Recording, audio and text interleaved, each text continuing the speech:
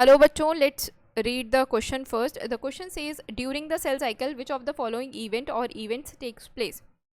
तो हमें यहाँ पे पहला ऑप्शन दिया है सेल डुप्लीकेट्स इट्स जीनोम। तो बच्चों बिल्कुल सही बात है। सेल साइकिल के टाइम पर जब हमारे पास इंटरफेज में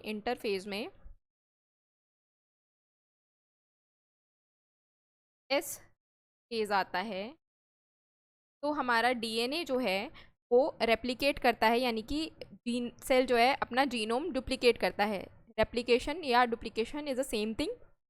तो डीएनए जो है हमारा डबल हो जाता है या डुप्लीकेट हो जाता है या फिर रेप्लिकेट हो जाता है। तो फर्स्ट स्टेटमेंट जो है सही है। ये इवेंट जो है सेल साइकिल के अंदर ही देखने को मिलता है। ऑप्शन नंबर बी है आपका synthesises the other constitute of the cell. तो बच्चों ये स्टेटमेंट भी बिल्कुल सही है। सेल के जो है अदर कंस्टिट्यूट भी जो है इसी सेल साइकिल के अंदर सिंथेसाइज होते हैं। सी के बारे में बात करें बच्चों, eventually cell divides into two daughter cells. तो बच्चों ये जो इवेंट है ये आपका कब होता है? ये आपका होता है एम फेज। एम फेज में तो आपका सेल होता है वो टू डॉटर सेल में डिवाइड कर जाता है। तो ये स्टेटमेंट भी सही है। ये तीनों इवेंट्स बच्चों जो हैं वो आपके सेल साइकिल में देखने को मिलते हैं।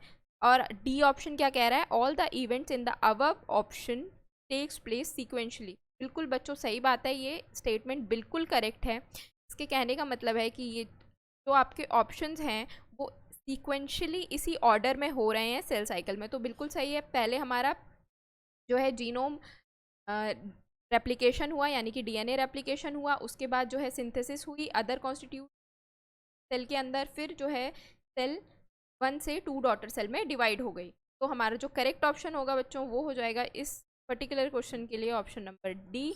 All the events in the above option takes place sequentially. तो होप आप लोगों को ये सोल्यूशन बच्चों समझ में आया होगा। Thank you, all the best.